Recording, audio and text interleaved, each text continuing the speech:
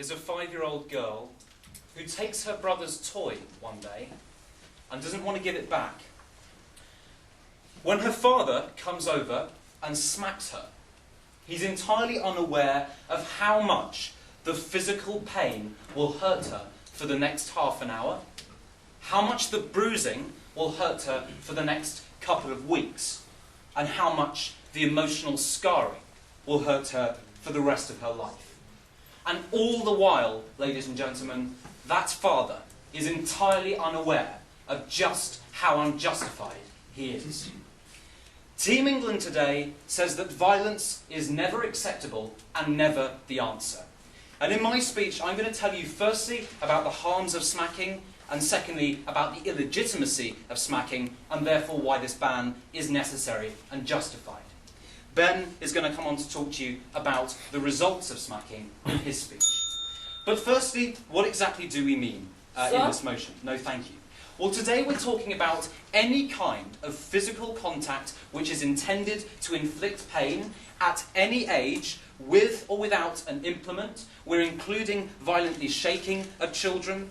All of this, we say, is wrong in all cases, whatever the motive, whatever the circumstance. Some of the repercussions we'd suggest would be a sliding scale of punishment and indeed the capability of social services to take children away from their parents. So having established this, let's start with my first point, which is the harms of smacking. Because I'm going to talk to you firstly about the emotional harms and secondly about the physical harms. So let's start with the emotional ones. Because, ladies and gentlemen, we're talking about fear. Children actively fearing their parents. We're talking about these children feeling unloved, and we're talking about these children feeling humiliated when this is in front of siblings or friends or the public.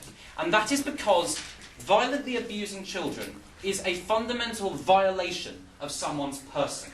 And this leads, ladies and gentlemen, to lower self-esteem later in life, and more importantly, it leads to a breakdown of the parent-child relationship.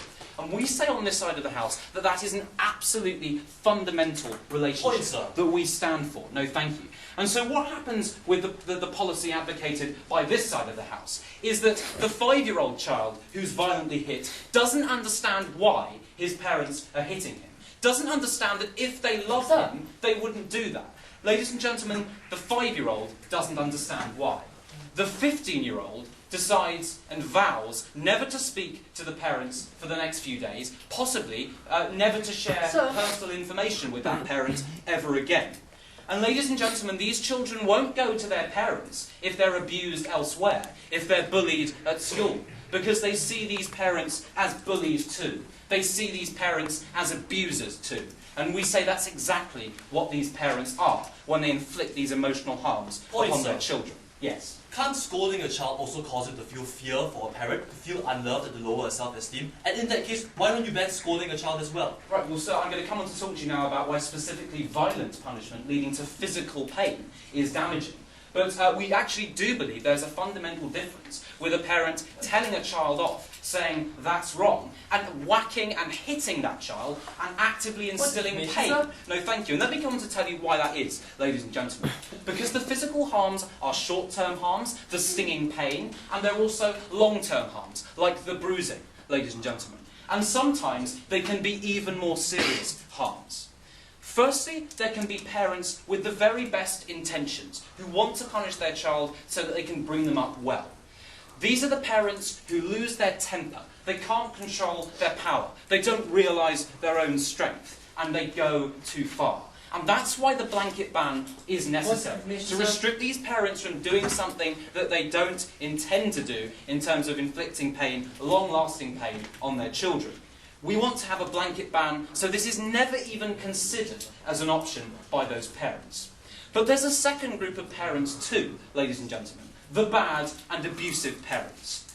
And, no, thank you. And children don't go to other people when they're being horrifically violently abused, or indeed if they've been smacked by their parents. We talked earlier about the sense of humiliation. And the fact is that child abuse victims simply don't go and own up to what's happening at home. We would take it that the opposition agree with that. What a simple statement of fact. No, thank you.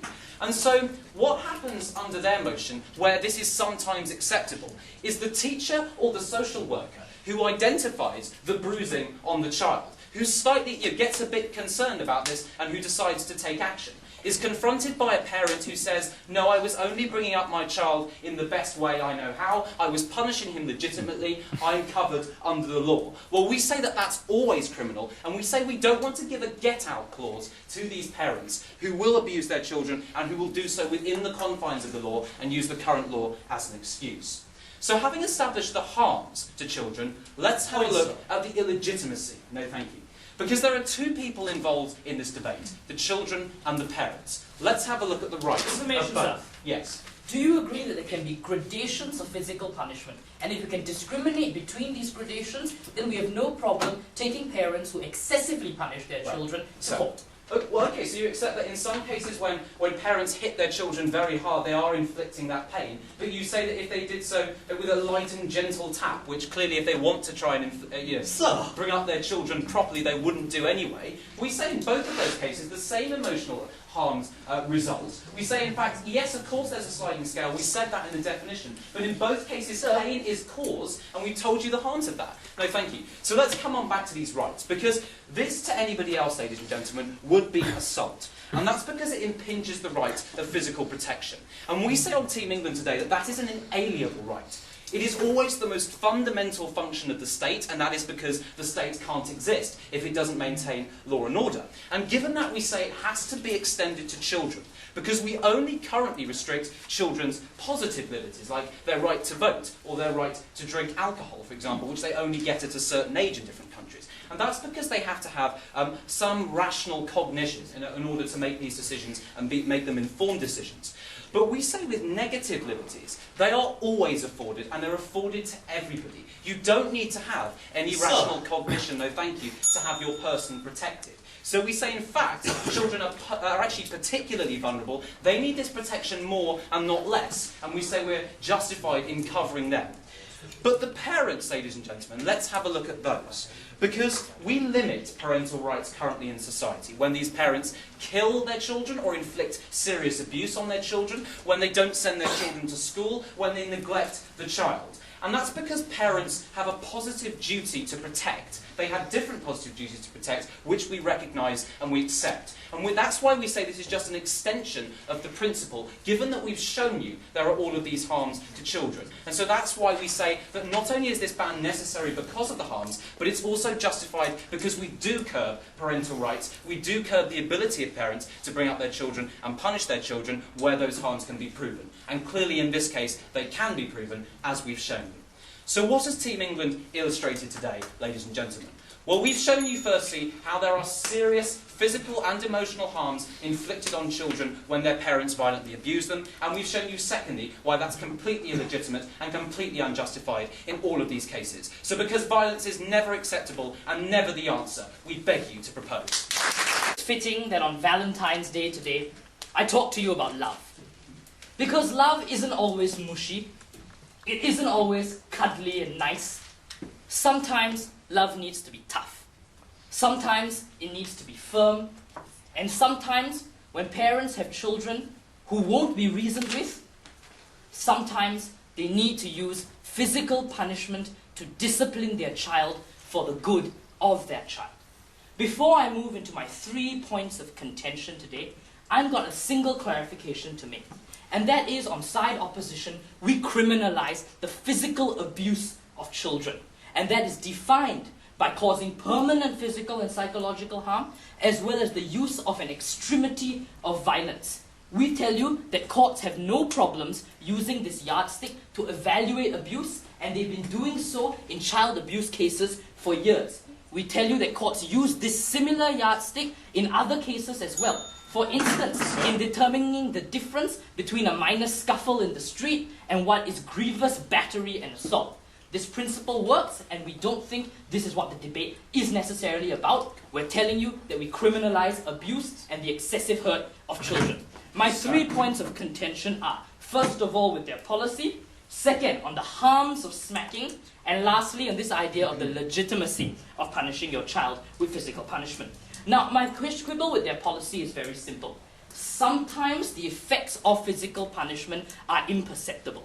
They've given you an extreme case where a child is always bruised, where a child is always bleeding. We tell you this is not the case. If they truly want this policy to work, and their policy must work for them to win this debate, we tell you they're going to have to tell us how exactly they're going to be able to bring parents to justice when the harms to the child may be imperceptible. We think that they need to answer this before they can win this debate. So that's the policy issue. Now I want to deal with the second issue I have, the harms of smacking. Now they gave us a couple of justifications for this. First of all, about emotional harms. And we tell you that raising your voice at your child, telling your child, I'm sorry, but you need to stand in a corner now, is just as emotionally harmful as smacking a child based on the yardstick that they've given us. We asked this in a point of information. Their speaker said we're going to get back to you on it. They never did, ladies and gentlemen, and we tell you because of that, they don't really have an answer. This point doesn't stand. The other justification they've given us is that parents are bullies. But ladies and gentlemen, again, they're being very extreme about their characterization of parents, suggesting that parents will only hit their child and not talk to their child before that or after that, explaining to him what he did wrong and how he can correct his behavior. Go ahead. Even if they explain to the child at the same time, the child is distracted by the pain and doesn't get what the parent's talking about, so it's very ineffective. What if the parent explains to the child before he hits him? What if he says, you've done something wrong, John. Sir? It's not acceptable to run around in a train station because you might fall on the tracks. I'm going to spank you now because you were wrong. I don't think the child is distracted. I think you can explain pretty well. Parents are not bullies. Finally, parents might go too far. And this is quite funny, ladies and gentlemen, because if parents can lose self-control on our side of the house, they can similarly lose self-control on their side of the house as well. And we say that when parents lose self-control on our side of the house, we can take them to justice because we've got legitimate reasons that where we don't allow parents to abuse their children.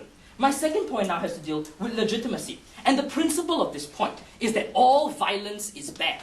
And we tell you that's not necessarily the case. There are circumstances in other parts of society where violence is acceptable. For instance, when the police is bringing a suspect to justice, sometimes heavy-handed behavior is required. We say the principle that needs to be used here is the extent of this violence and the proportionality of this violence. And if the proportionality is not great, then, ladies and gentlemen, we find it acceptable. If the intent is not malicious and it is to educate and teach a child, then we don't find that violence unacceptable either.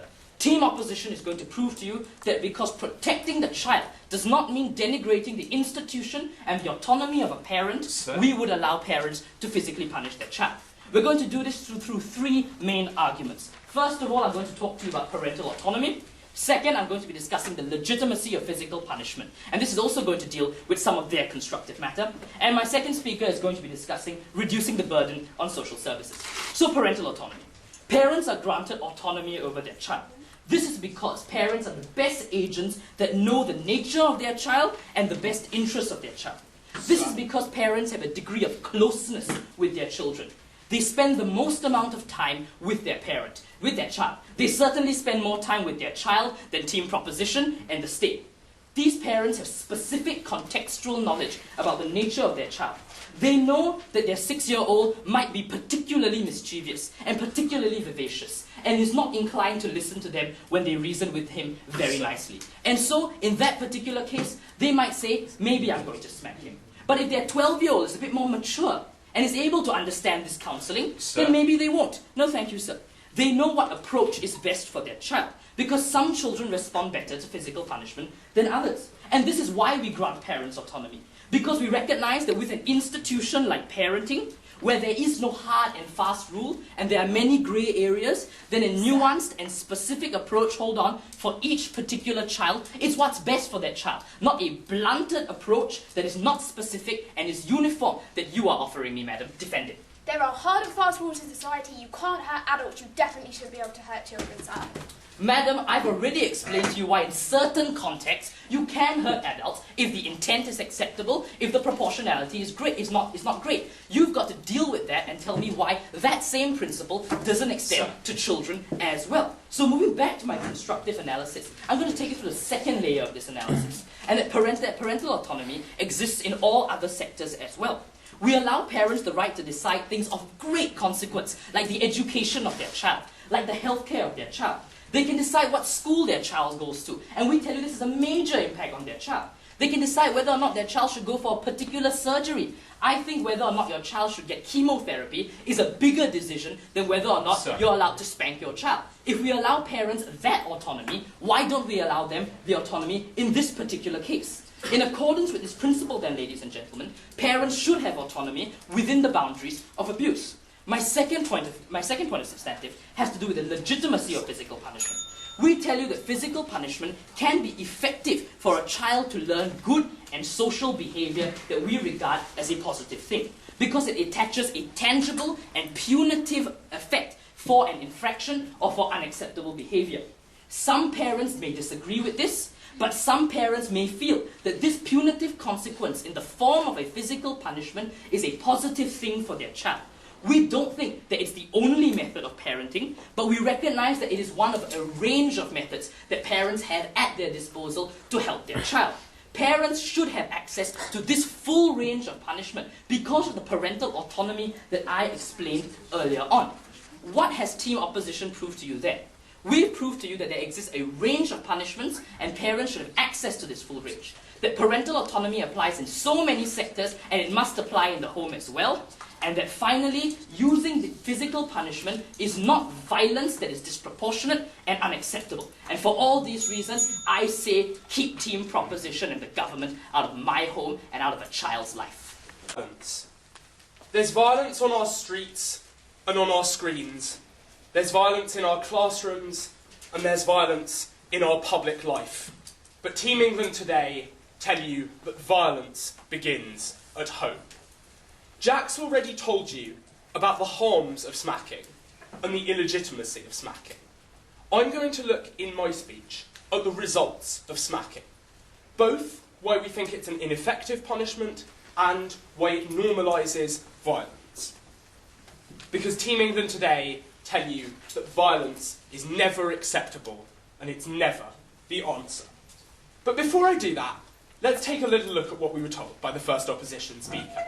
Now, the first thing he told us was about... Well, side opposition seem to have quite an interesting conception of what Valentine's Day is all about, ladies and gentlemen, and one I'm not sure that my girlfriend would particularly agree with. But we'll leave that for later. Frankly, we think love is about showing your affection. Firstly, there was this issue of child abuse. Now, side opposition seem not quite to understand what child abuse means in most countries around the world. Because child abuse doesn't just involve permanent harms, which are the kinds of things that we stand against. Child abuse is actually a very extreme standard, and it's one that we want to extend, because we think they're not clear on it. No thanks, sir. Moreover, we say they're not clear on where the line between child abuse and a firm tap lies. Now, they had a quibble with our policy. Would people observe this?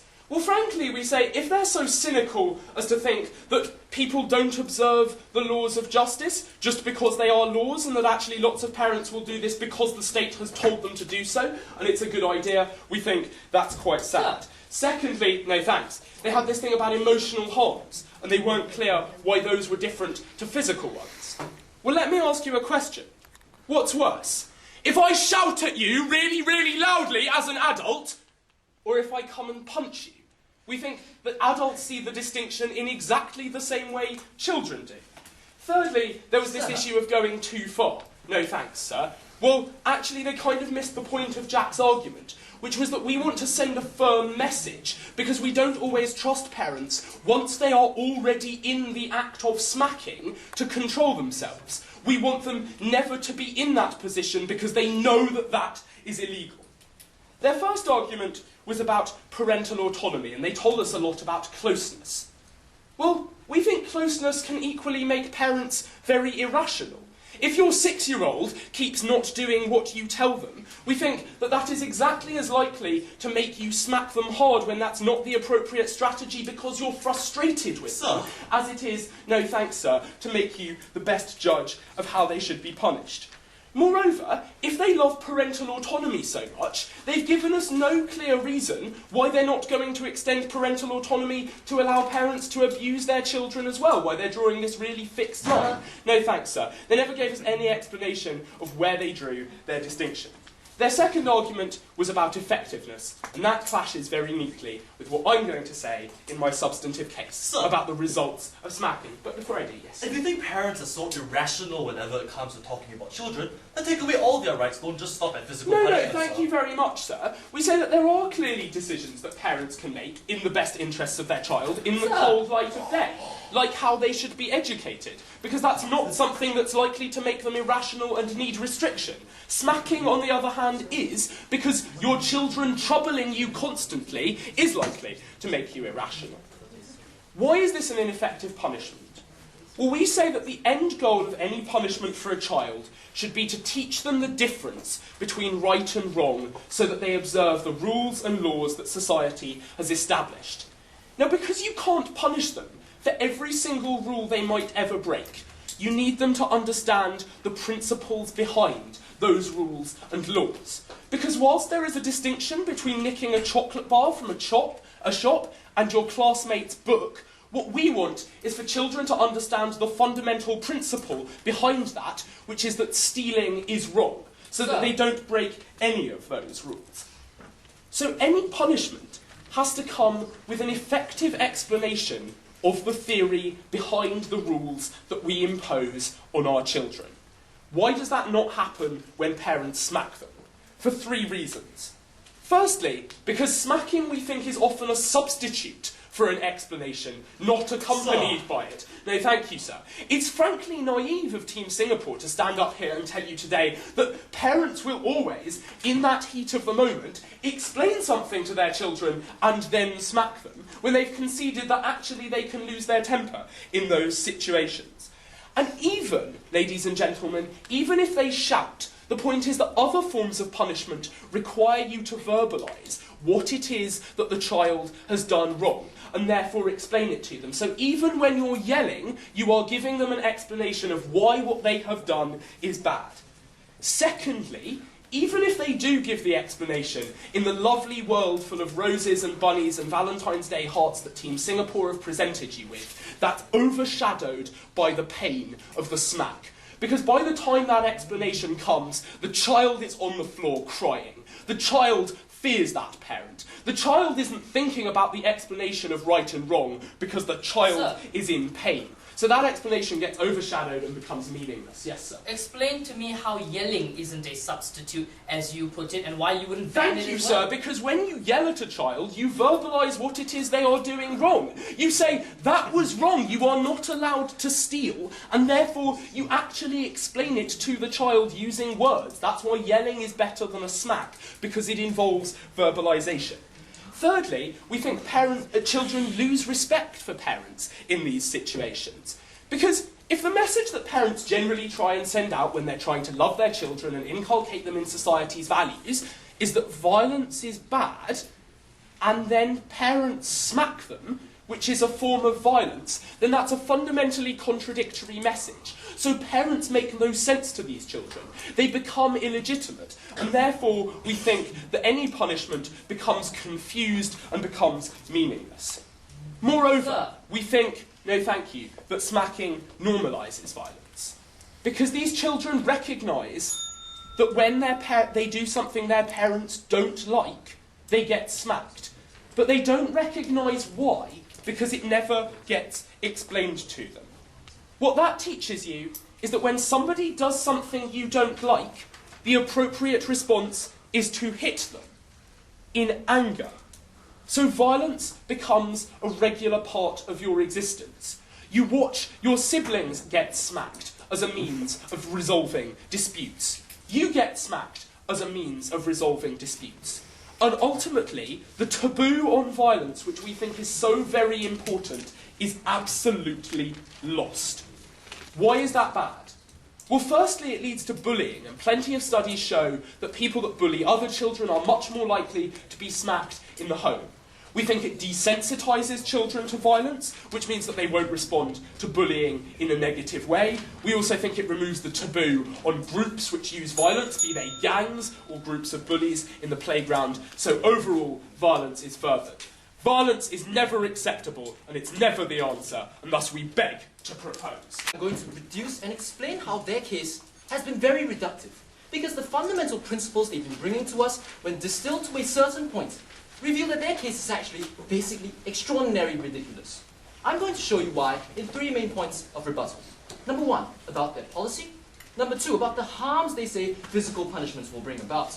And number 3, about this issue of parental autonomy. Do parents deserve to care for their children in the way they so desire? First of all, let's talk about their policy, right?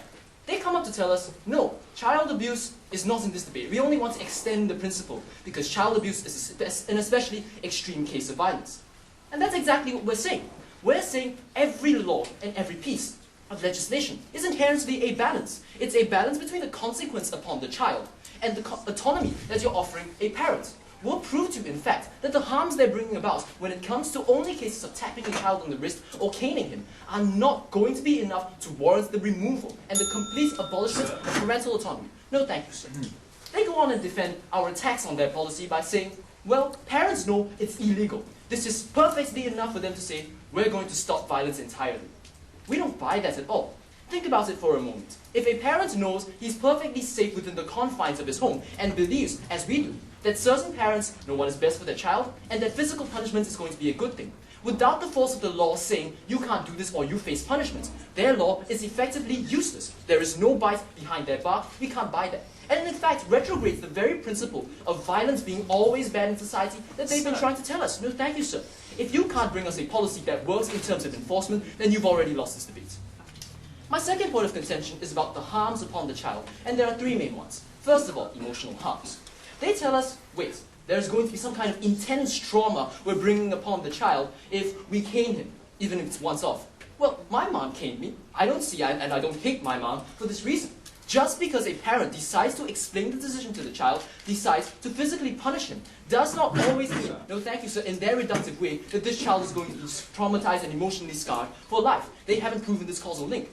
They go on to say and defend their principle by saying, hey, yelling is fundamentally different from physical punishment. They haven't heard my coach yell at me before. I'm emotionally scarred when that happens to me. More importantly, we realize, no thank you sir, that yelling, if it verbalizes certain thoughts, can also be transferred onto physical punishment. You can always verbalize as you're hitting the kid as to why, no thank you madam, as to why exactly your punishment is taking place, as to why this child is being punished, how he wants to change.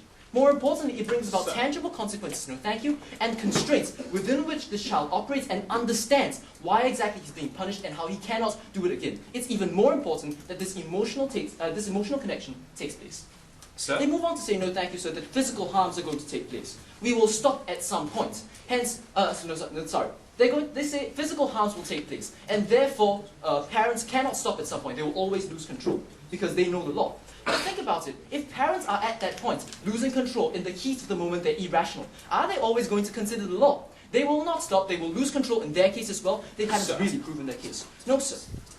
Let's move on to Ben's point of substantive. He says the results are bad because parents don't necessarily explain these decisions. But think about it. Is punishment always a random decision? Is hitting a child because you want to hit him always the calculus behind a parent?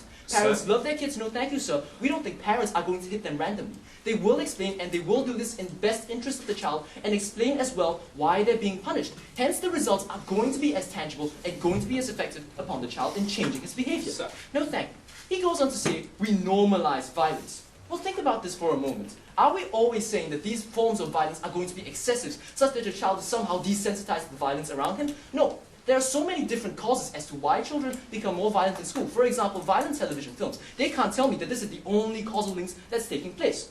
More importantly, we believe that, as Anish has already told you, there are going to be tangible consequences upon the child that, no thank you sir, mirrors the exact kind of constraints that a child will face in the real world when it comes to the law. Hence, they have not responded at all, no thank you sir, to what our side is standing for, real change. The third thing we're going to talk about is parental autonomy. They say we're going to extend this principle of parental autonomy. When it comes to physical violence. Think about it for a moment. The state is always acting in the best interest when they use violence. Hence, the state sometimes transfers this right and monopoly over violence to the parent. When the parent does indeed abuse it, as in cases of Sir. child abuse, no thank you sir, then they surrender it to the child. We believe that there's always going to be a cross-check. The states can check the parents and parents can check the states through the vote. You cannot propose that the right to physical punishment is always robbed and taken away from the parents. No thank you sir. You haven't responded to exactly why it is that physical violence is not a right that a parent cannot take place within this balance and matrix of rights. Sir? That being said, no sir. I'm going to move on to my point of substantive about reducing our burden on social services. And the thesis is that giving social services the superfluous burden of supervising random cases of physical punishment overstretches our social services. Premise number one is that social services now are already overstretched. There are too many families that these people must oversee because one, parents sometimes have a history of child abuse or they're dysfunctional family environments. Therefore, there are grievous cases of child abuse that do indeed fall under the radar right now. In Britain, baby P, a few months old, was brutally tortured by his parents to the point of death, and they only discovered it when his body was dumped outside of the home. Given, no thank you sir, that there are so many cases left to check through and investigate, that the proposition policy is going to make this burden even more intense upon the individual. Hang on there sir.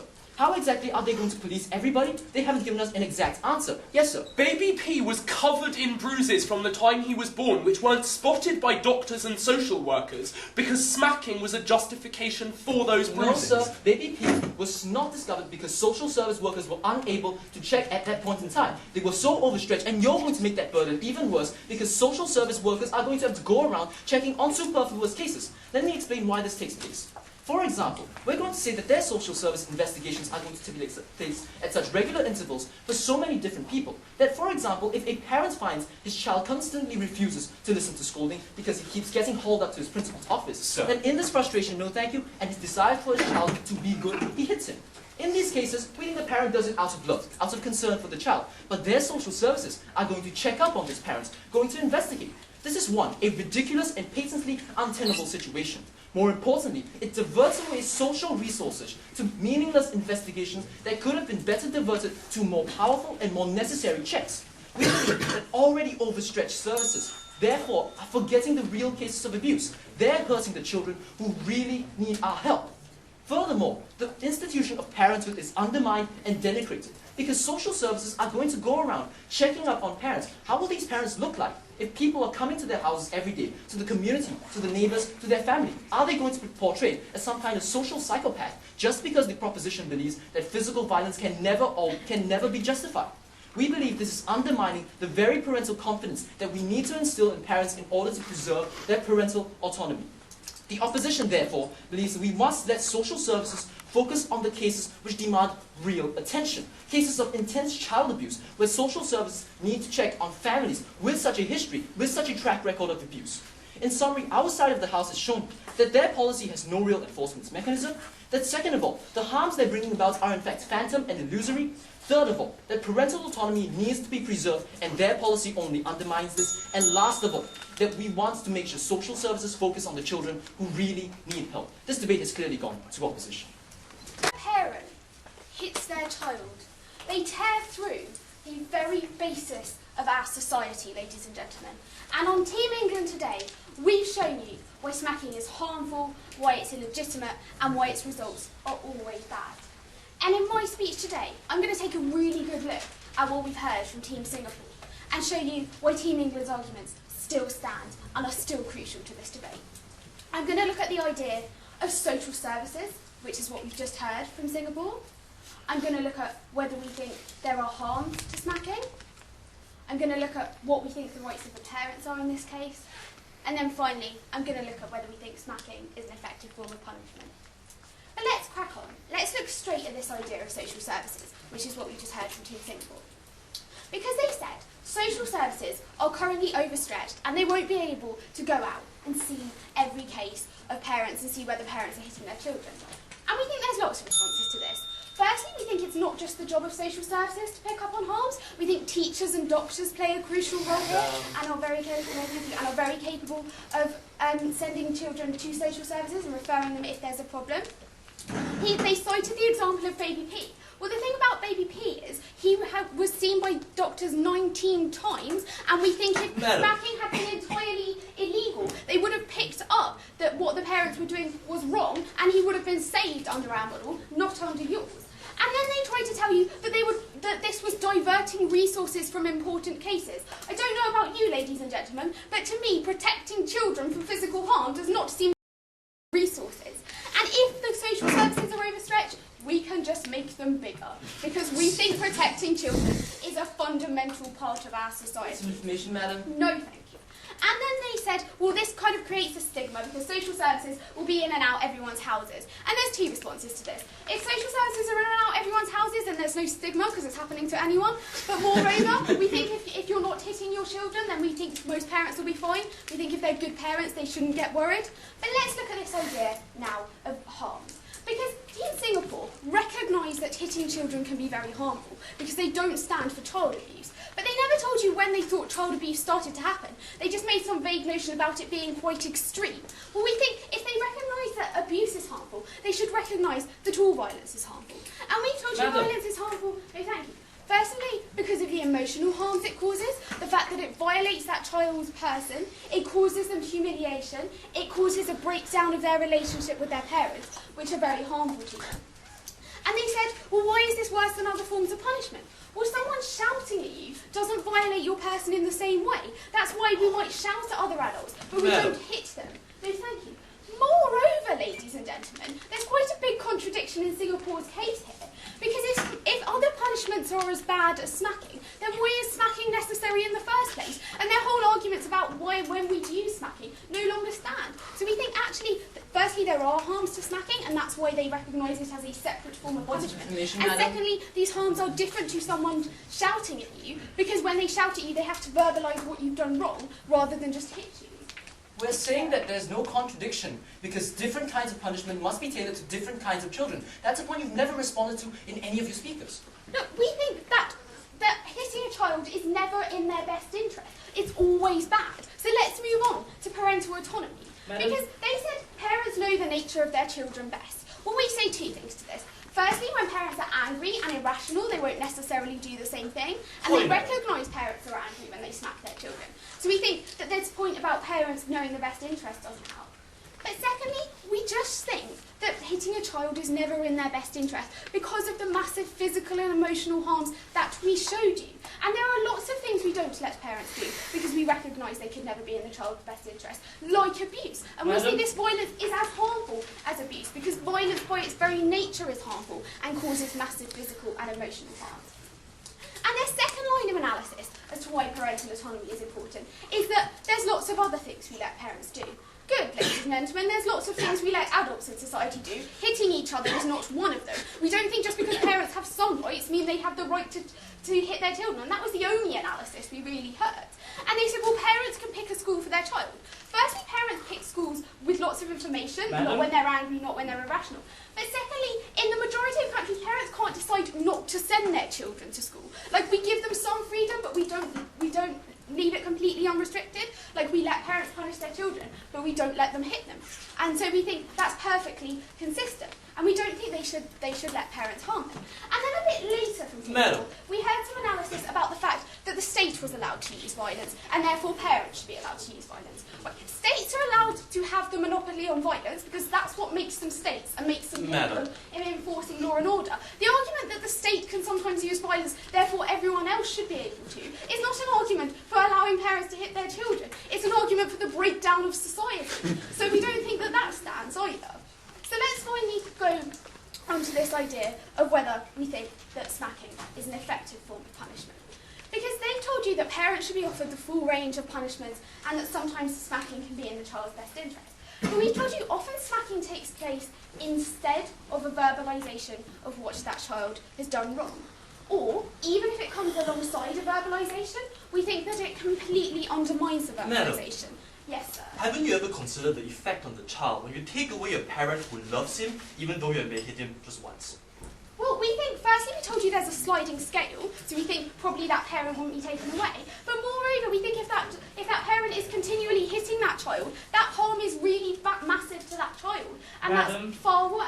No, thank you. So, let's get back to why this punishment is ineffective. Because Singapore recognise that they want the child to understand why something is wrong.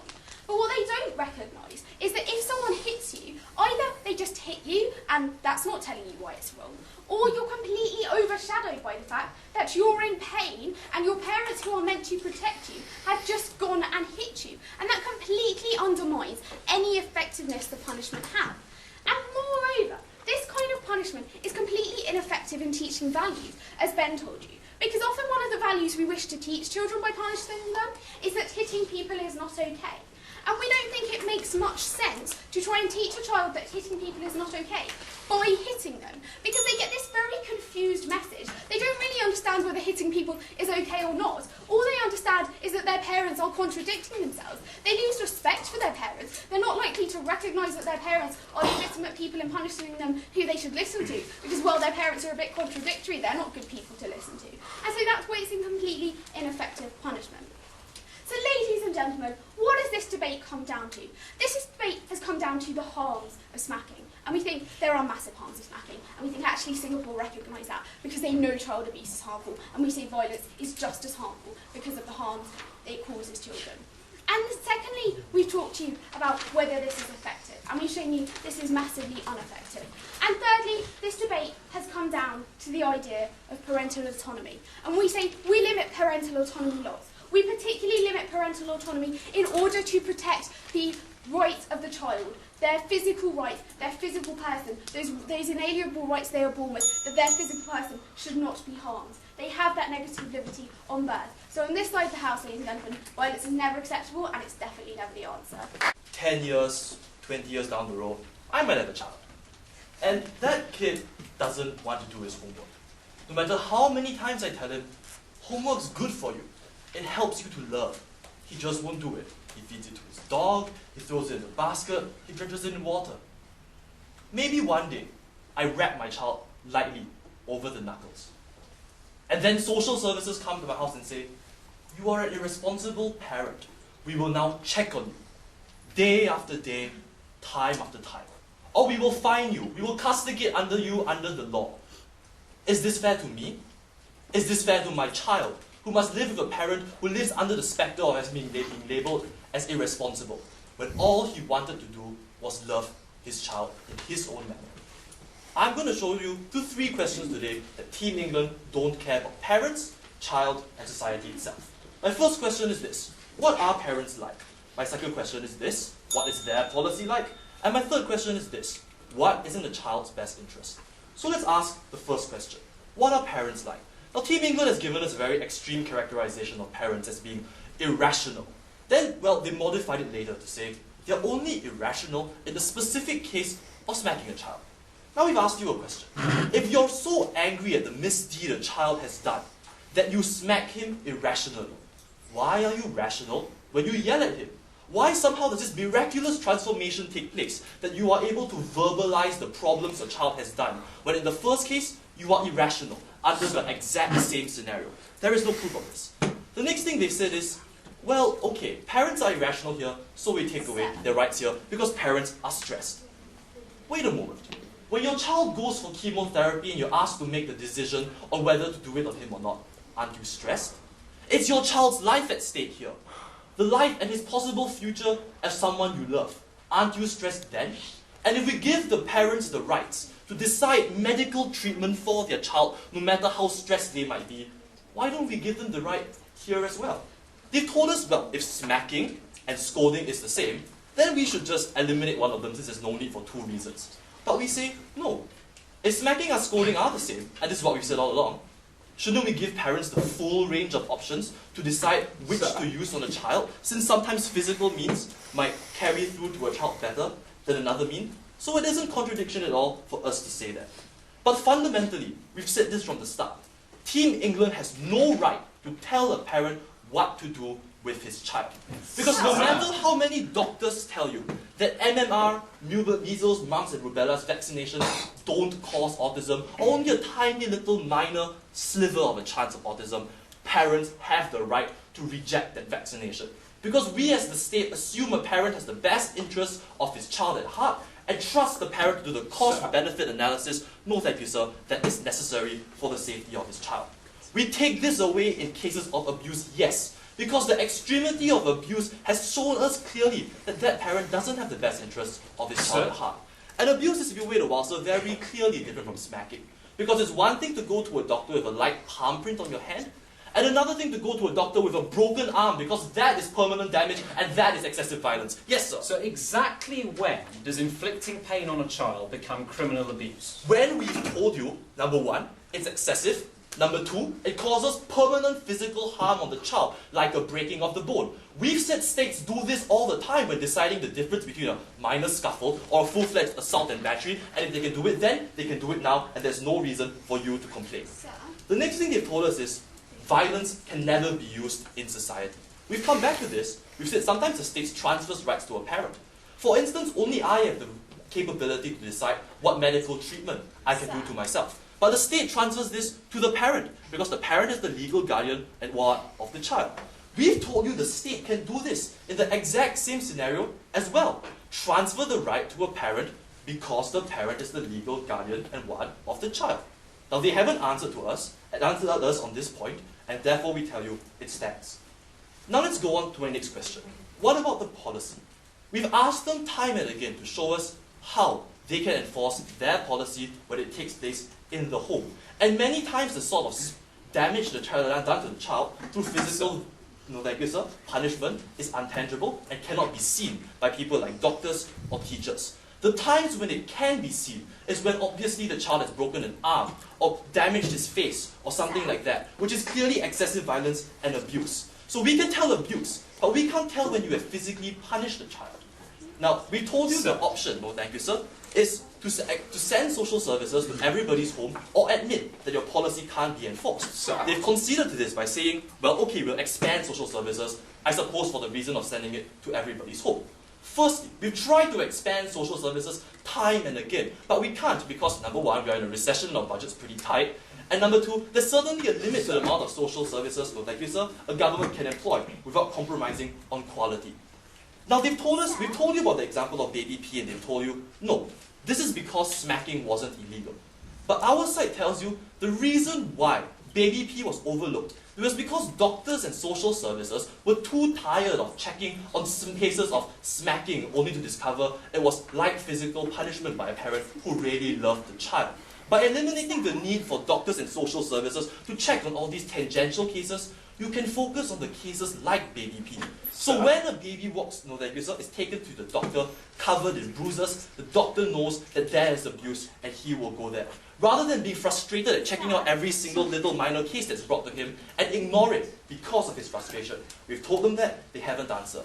And finally, in my second speaker substantive, we've drawn a new link. If you wait a while, madam, we've asked you the perception of the family. What happens to the perception of the family and of the child to his father when social services constantly check on your household after maybe a light rap on your child's knuckles?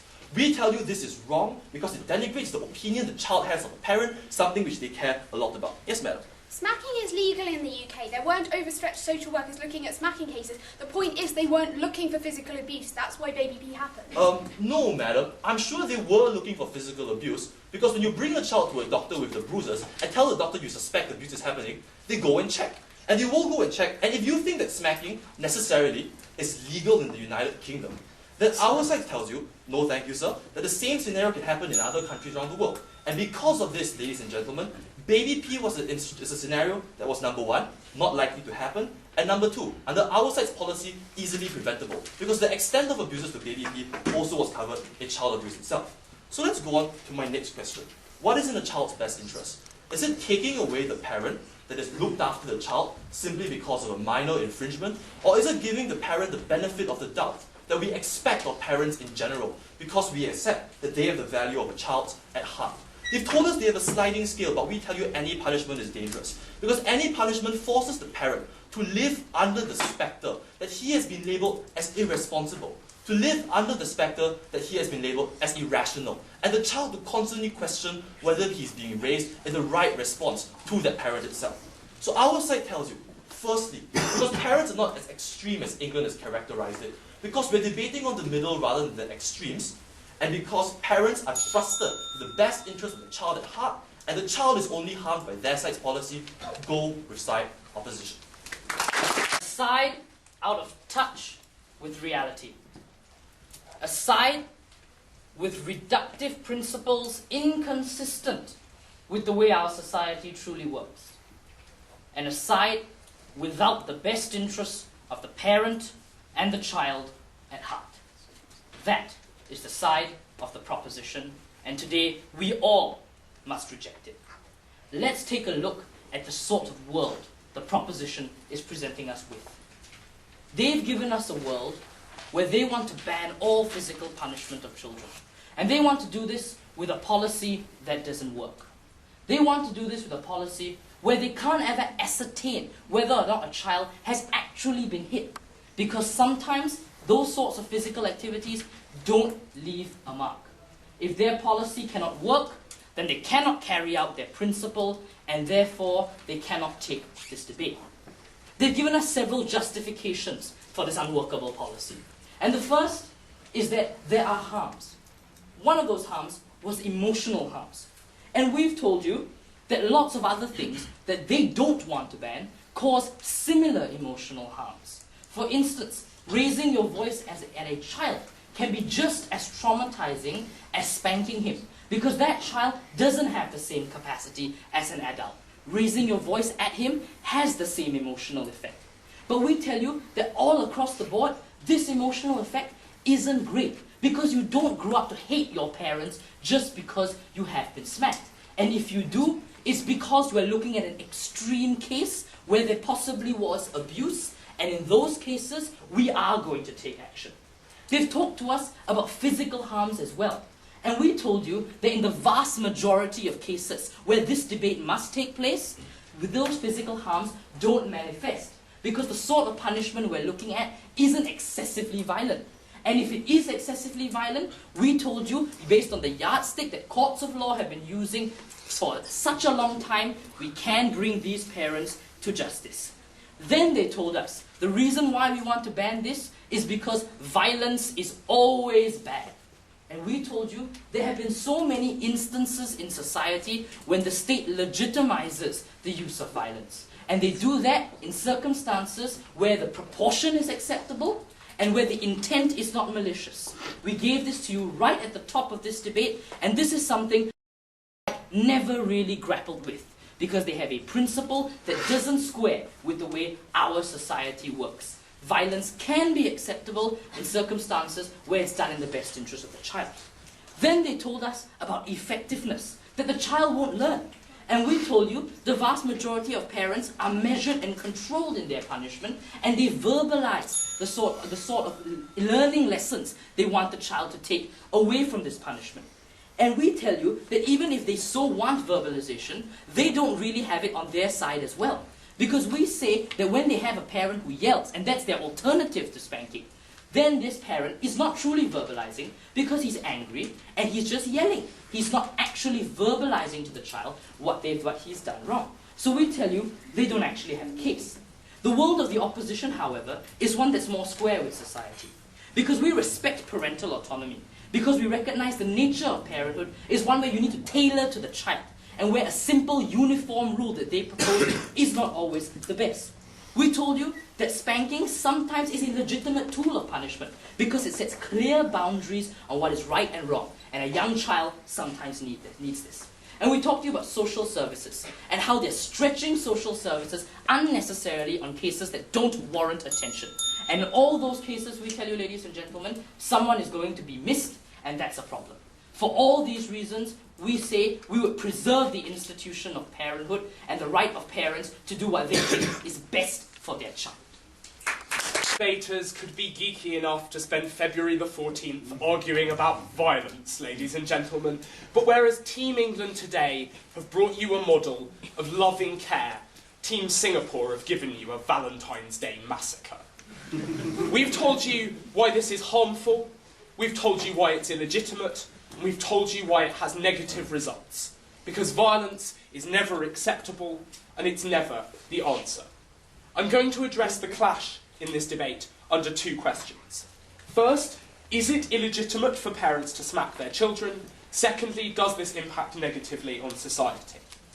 The first thing we told you right out of first prop was that this has extraordinary harms, both physical in terms of the pain it causes the child, and emotional in terms of the fear, the loss of self-esteem, the breakdown of that most important relationship, that between parent and child, and those harms are concrete. We've told you explicitly why those are worse than in other forms of punishment. Firstly, because clearly yelling doesn't involve inflicting physical pain, but secondly, because we say it is clear that physical pain is worse for children in the same way that it is considered worse for adults. And this is where this business about characterisation that Singapore have been trying to pull gets interesting, ladies and gentlemen, because we've never tried to characterise all parents as being violent. In fact, we were very explicit out of first prop not to do that. What we told you was that even the best parents with the best intentions can get irrational when they're angry and when they're frustrated and when they are already in the act of hitting the child as a punishment. And that's why physical punishment is so very dangerous and must be stopped. Moreover, we told you that protecting people is a state's very first duty, because you don't need rational cognition in order to want your person protected, which is why it has to be protected for children as well. And what Singapore gave back to us was parental autonomy. And they said parents should be allowed to do what they like, because they know their kids. Oh, well, except we concede that sometimes it's legitimate to limit parental autonomy when there are concrete harms, like in cases of child abuse, which we say essentially brings us back to this first point about us showing you that there are very concrete harms that mean this is not in a child's best interests. Moreover, this business about, well, the state delegating the right to be violent. The state doesn't delegate the right to be violent, ladies and gentlemen, it maintains it for itself, because that's what makes it a state. So we think that proves that this is illegitimate and therefore must be banned. Secondly, does this impact negatively on society? Now, I'd like to clear up this business about enforcement right out of the gate. Firstly, saying that a law sometimes doesn't get enforced, an argument against all laws. A debating argument I'm sure we've all heard before, but it's worth hearing again, because it's not an argument specifically against this proposition. Moreover, we told you out of second prop that we think most people will observe these laws, because the majority of laws don't get observed because people think there's a risk of getting caught. They get observed because the state has made a moral judgment that says, you can't do that. We told you why this was an ineffective punishment, because it was contradictory if you wanted to teach people that violence was bad, because you had to verbalise. Even if you're yelling, you are kind of definitionally verbalising, because you're shouting words, which gives children an explanation. And we told you that the pain overshadows the explanation when you smack. We told you that this normalises violence. And lastly, there was a bit of chat about social services, where their best example happened 20 minutes from my door. And the reason it happened was because doctors were not able to spot that bruises were a sign of abuse because the parents used smacking as an excuse, not because doctors were overstretched looking out for the legal activity of smacking in the United Kingdom. Violence is always unacceptable, and it's never the answer, and thus we beg to propose.